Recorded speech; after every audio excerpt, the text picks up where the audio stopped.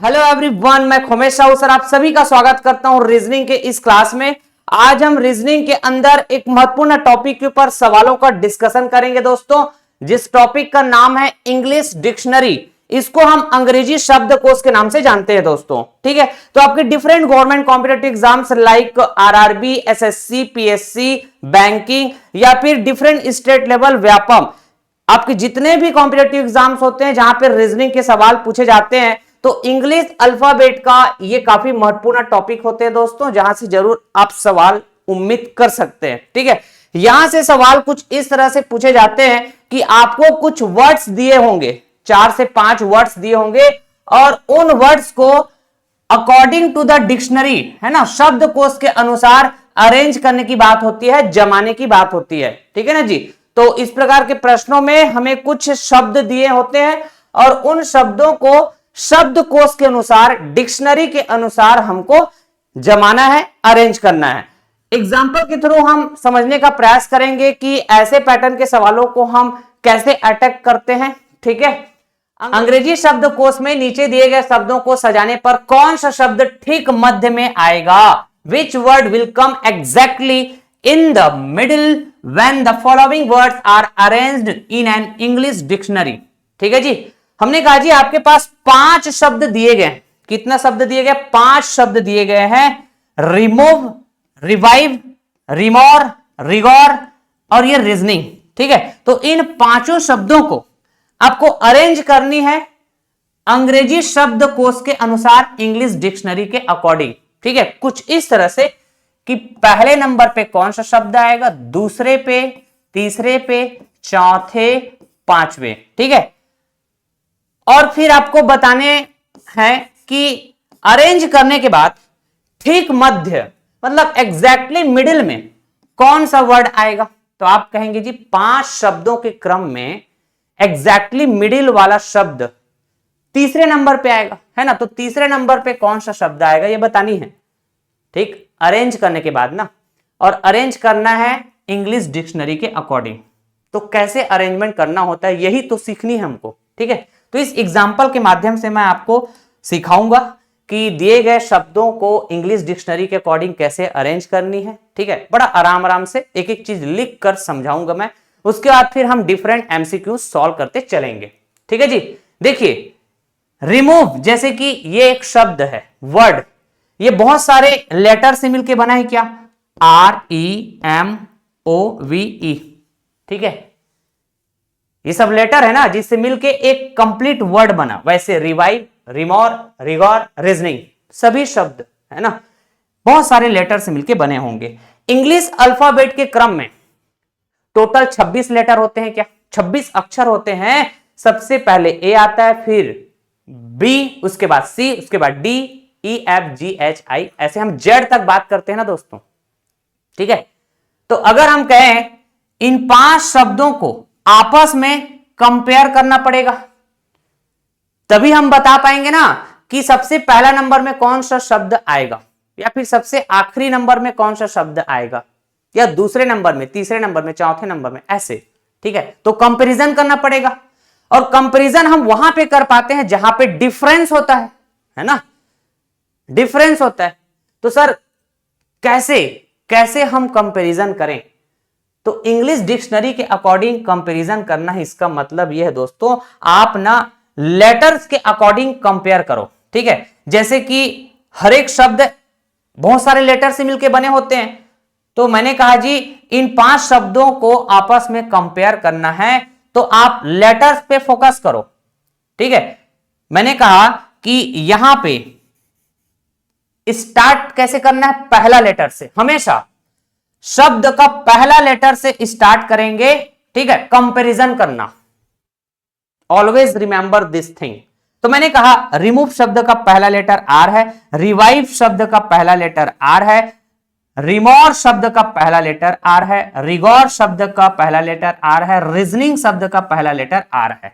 तो यहां पर तो सभी के सभी शब्द का पहला लेटर सेम है, कोई डिफरेंस नहीं है। तो कैसे कंपैरिजन होगा? कंपैरिजन के लिए तो डिफरेंस होना जरूरी है। ठीक है, अलग अलग लेटर होना चाहिए। यहां पर तो नहीं हुआ, मतलब ये सवाल गलत है। नहीं, सवाल गलत नहीं है भाई। Any word that is made by the number of letters, बहुत सारे लेटर्स से मिलकर कोई भी वर्ड बनता है। तो पहला लेटर से काम नहीं बना, तो मैंने कहा जी आप दूसरे लेटर की तरफ जाकर देखो। ठीक है, जस्ट बाद वाला लेटर मतलब सेकंड लेटर। यहां पे ई है, यहां पे ई है, यहां पे ई है, यहां पे आई है, डिफरेंट हो गया। लेकिन सर फिर से यहां पे देखिए रीजनिंग में तो दूसरा लेटर ई है। तो इतनी बात तो पक्की है कि भाई पहला शब्द का दूसरा लेटर ई, दूसरे शब्द का जो यहां पे दिया गया है उस हिसाब से, ठीक है, दूसरा लेटर ई, दूसरे शब्द का, तीसरे शब्द का दूसरा लेटर ई, चौथे शब्द का दूसरा लेटर आई, ठीक है, पांचवें शब्द का दूसरा लेटर ई। तो बेसिकली अगर हम डिफरेंस देखें तो ई और आई ये डिफरेंट लेटर है ना, तो ई और आई में आप कंपेयर करो तो आप बोलेंगे A B C D E F G H I. English alphabet के क्रम में ई पहले आता है, बाद में आएगा आई। तो भाई चार शब्द में तो दूसरा लेटर ई आ रहा है कि नहीं? सिर्फ एक शब्द ऐसा है जिसमें दूसरा लेटर आई आ रहा है। तो ऐसा शब्द जिसमें दूसरा लेटर आई आ रहा है, आप क्या बोलेंगे? बाकी चार शब्दों के बाद आएगा वो। इसका मतलब सबसे आखिरी में आएगा क्या? अरे सबसे आखिरी में आएगा क्या? तो वह शब्द कौन है जो सबसे आखिरी में जाएगा इंग्लिश डिक्शनरी के अकॉर्डिंग? वो है रिगोर। अग्री किए? अरे अग्री किए कि नहीं? हाँ जी, समझ तो आया। तो ऐसे आपको कंपैरिजन करना होता है दोस्तों इंग्लिश डिक्शनरी के अकॉर्डिंग, ठीक है? आ रही बात समझ में? हाँ जी।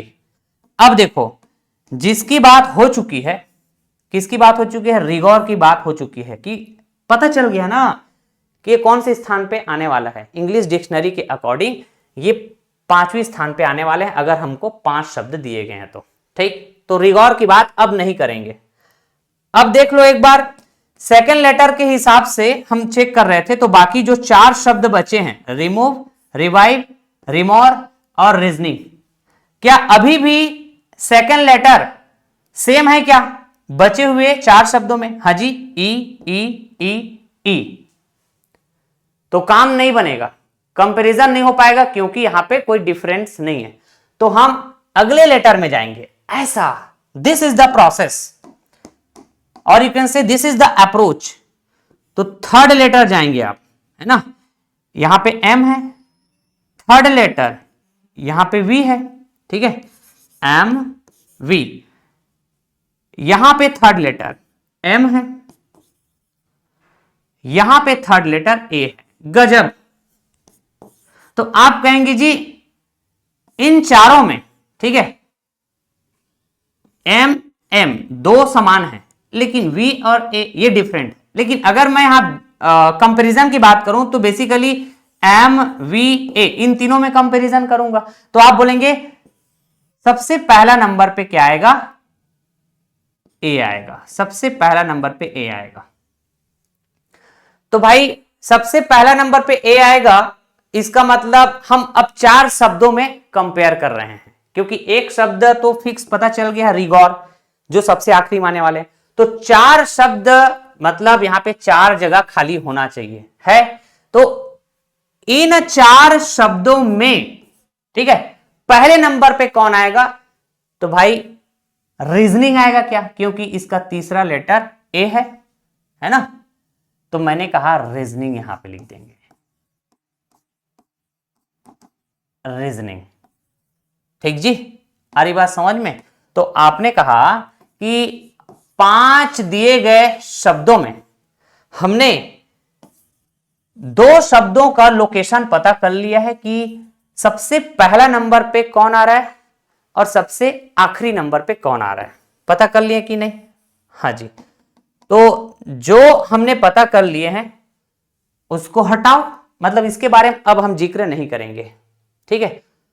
तो मैंने कहा कि अभी जस्ट हमने कौन सा लेटर, कौन से नंबर के लेटर का कंपैरिजन किए थे, जब 4 शब्दों में कंपैरिजन किए, ठीक है, तो उन शब्द के चौथा लेटर था कि तीसरा लेटर, तीसरा लेटर में हमने कंपैरिजन किया था, एम वी एम किए थे कि नहीं? हाँ जी। तो मैंने कहा रिमूव बचा हुआ है जिसका तीसरा लेटर एम, रिवाइव बचा हुआ है जिसका तीसरा लेटर वी, रिमोर बचा हुआ है जिसका तीसरा लेटर एम। ठीक है,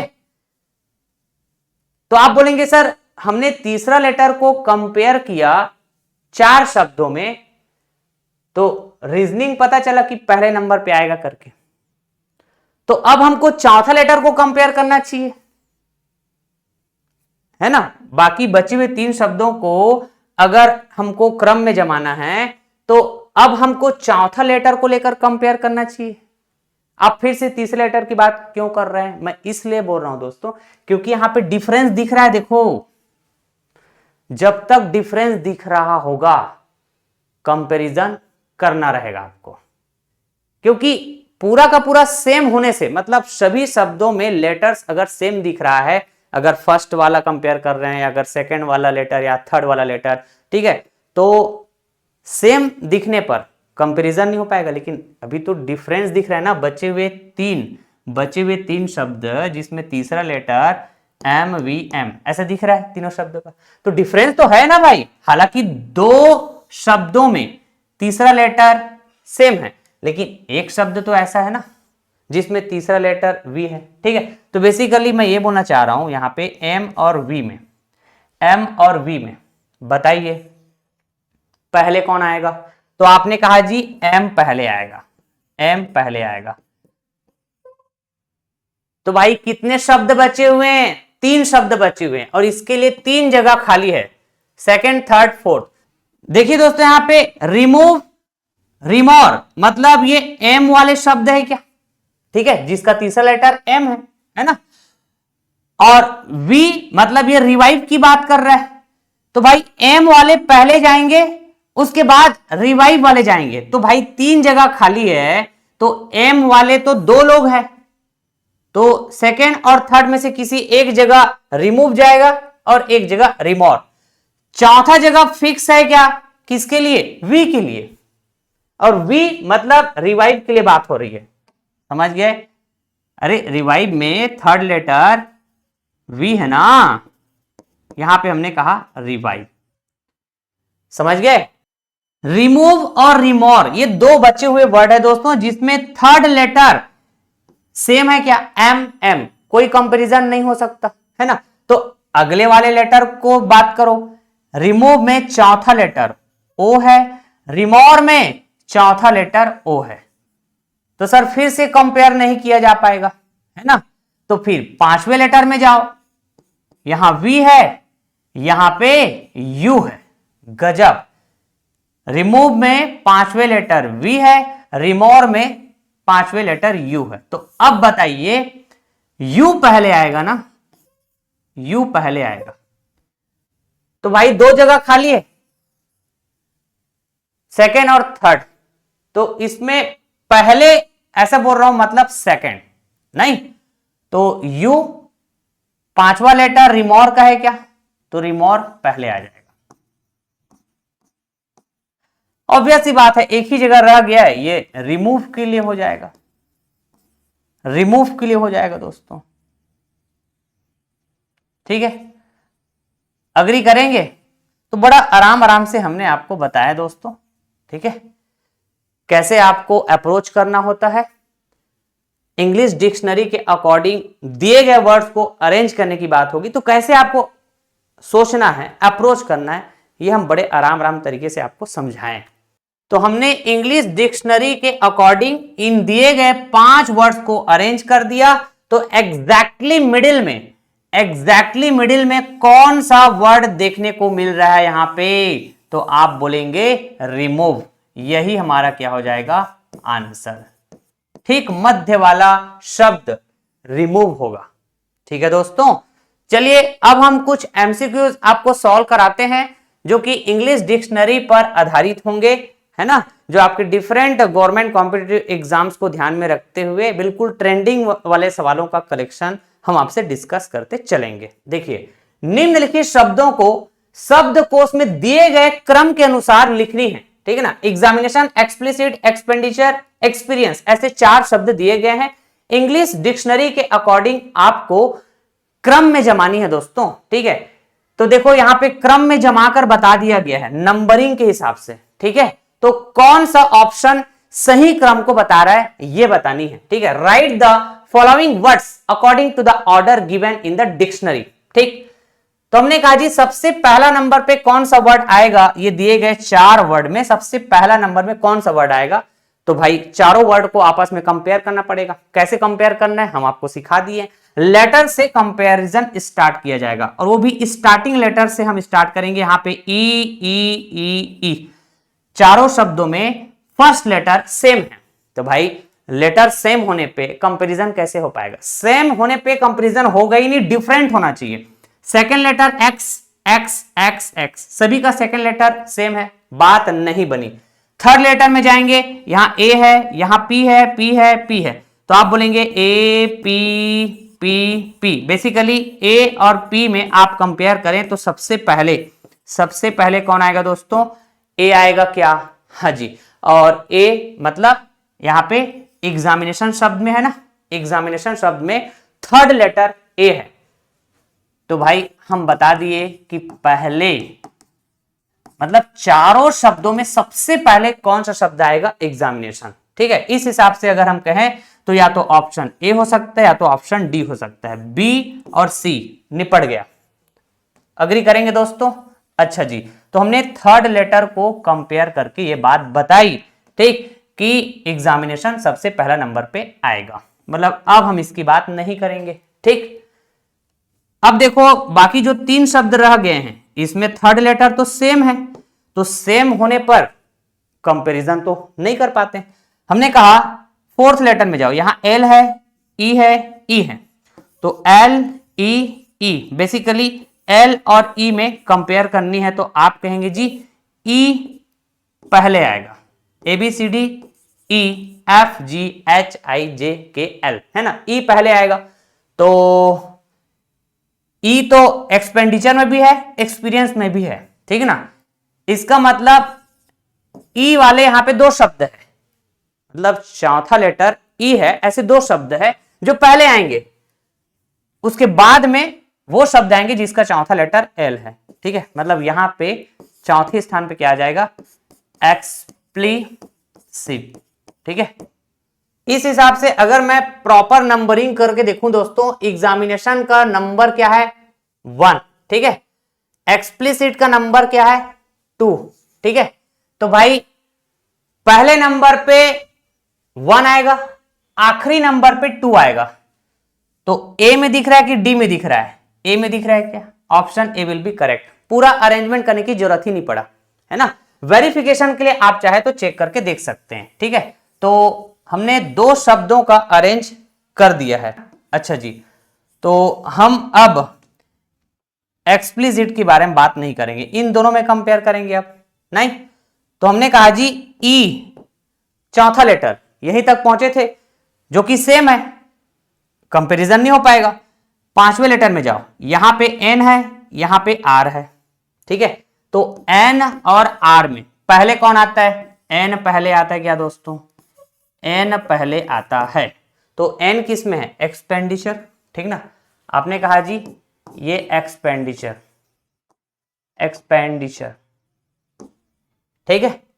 और आर मतलब रह गया, एक ही तो शब्द रह गया ना, एक्सपीरियंस, एक्सपीरियंस।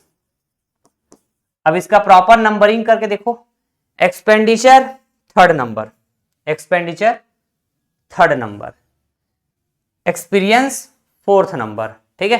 तो 1 3 4 2, 1 3 4 2, ये हो जाएगा हमारा करेक्ट अरेंजमेंट, ठीक है। 1 3 4 2 हो गया वेरिफिकेशन। आ रही बात समझ में। तो ऐसे हमको अप्रोच करनी है दोस्तों, ठीक ना। अगला सवाल, चलिए ये थोड़ा अच्छा लेवल का सवाल है ना। जरूर आप प्रयास करें, वीडियो पॉज कर लीजिएगा, ठीक है, उसके बाद आप वीडियो कंटिन्यू करिएगा। निम्नलिखित शब्दों को, मतलब ऑप्शन में 4 शब्द ऐसे दिए गए हैं, 4 ऑप्शन 4 शब्द, इन शब्दों को अल्फाबेटिकल ऑर्डर में, मतलब वर्णमाला में व्यवस्थित करना है, तो कौन सा शब्द दूसरे स्थान पर आएगा पता करके बतानी है दोस्तों। चलिए ठीक है, वीडियो पॉज कर लीजिए, जरूर एक बार प्रयास करना ना, है ना। आप देखिए, इंडिविजुअलिज्म, इंडिविजुअलिटी, इंडिविजुअल, इंडिविजुअली, ठीक है, ऐसे 4 शब्द दिए गए हैं। हमने कहा अगर यहां पर देखें इंडिविजुअल, आखिरी में 3 लेटर बचे हैं, इंडिविजुअल, आखिरी में इधर भी 3 लेटर बचा हुआ है, इंडिविजुअल, भाई इसके बाद तो कोई लेटर ही नहीं है, अग्री करेंगे। इंडिविजुअली, मैंने कहा इंडिविजुअल, तो आखिरी में 2 लेटर बचे हुए हैं, तो इंडिविजुअल ये तो कॉमन है, सभी के सभी शब्द में इंडिविजुअल जो लिखा हुआ है ये तो सब में कॉमन है।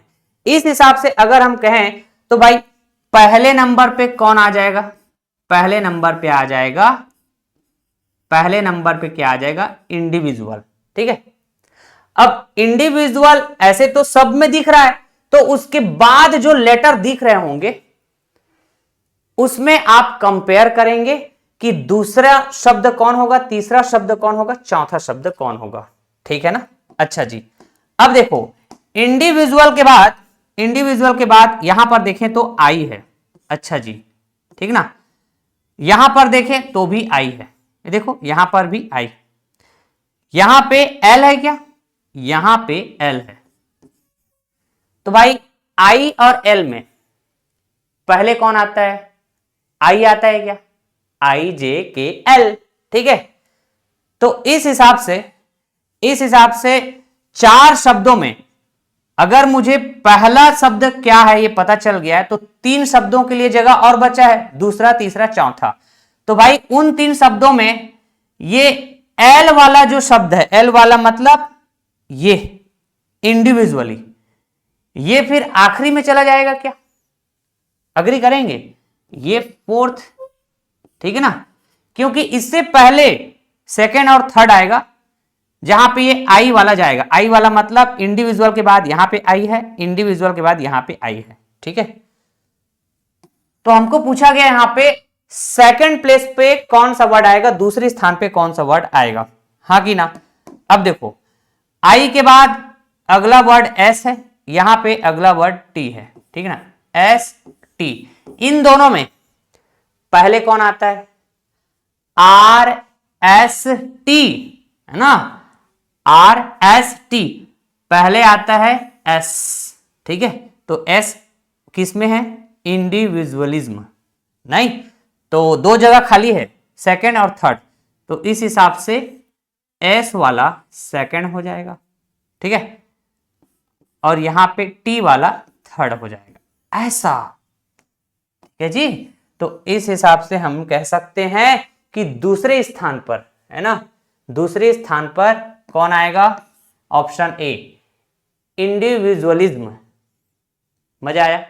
चलिए, अंग्रेजी शब्दकोश के क्रमानुसार निम्नलिखित शब्दों को व्यवस्थित करना है, बाल्मी, बारबेरियन, बैडिनेज, बैंक्रप्ट, बेबल, ठीक है। चलिए यहां पे ना नंबरिंग भी कर दिया गया है ना दोस्तों, 1 2 3 4 5, कि बाल्मी कौन से नंबर पे है, बारबेरियन कौन से नंबर पे है, इस तरह से। लेकिन ऑप्शन में आपको कौन सा क्रम सही है इस हिसाब से बतानी है ना। तो हमने कहा जी B A B A B A B A B A, ये तो सभी में कॉमन है क्या, तो आगे बढ़ो, ठीक है, अगला वाला लेटर्स के हिसाब से कंपैरिजन करो। तो मैंने कहा जी यहां पे बी है, अच्छा, फिर यहां पे एन है, ठीक है ना, 3rd लेटर को देख रहा हूं मैं, यहां पे डी है, यहां पे आर है, यहां पे एल।